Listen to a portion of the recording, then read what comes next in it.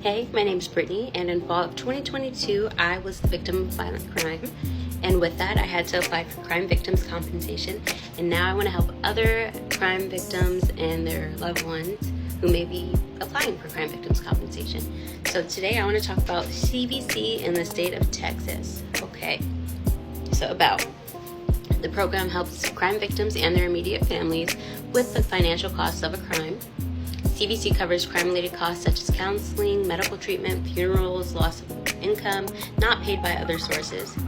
There are two types of compensation. So crime victims compensation and emergency medical care compensation for SA victims for an SA exam. Okay. Eligibility requirements. The crime must occur in Texas to a U.S. resident, or the victim is a Texas resident and the crime occurred in a country that does not have crime victims compensation. The victim or their family member must apply within 3 years of the date of the crime, or you would have except for good cause. You cannot provide false information, and you cannot be incarcerated at the time of the crime. The crimes that are covered are assault, child abuse, SA, child SA, DWI, elder abuse, family violence, hit and run, homicide, human trafficking, kidnapping, robbery, and stalking. There are slightly different eligibility requirements for victims of SA. So the process for CVC in the state of Texas, the CVC staff will review your application. They will verify the crime occurred and that it was reported to law enforcement.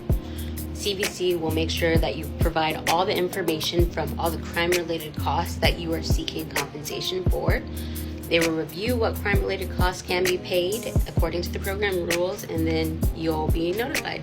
So compensation amounts, they have a 5-page PDF that I will post the link to on here so that you can check those out. But the typical things that we've covered so far in these videos are covered, like lost wages, counseling, funeral, but it's really interesting. The state of Texas does have bereavement leave, and they also help victims and their families relocate, and they pay for housing, the deposit for whatever place you're trying to get into, plus 3 months of rent, which is really amazing, and I'm sure that really has helped some victims out.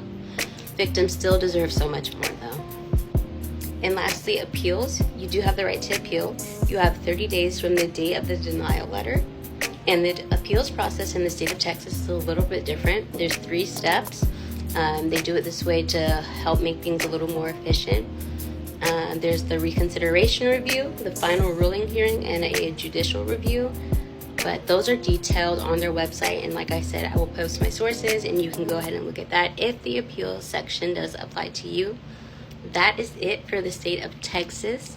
So whatever place you want me to review next, just let me know and we'll go from there. Bye.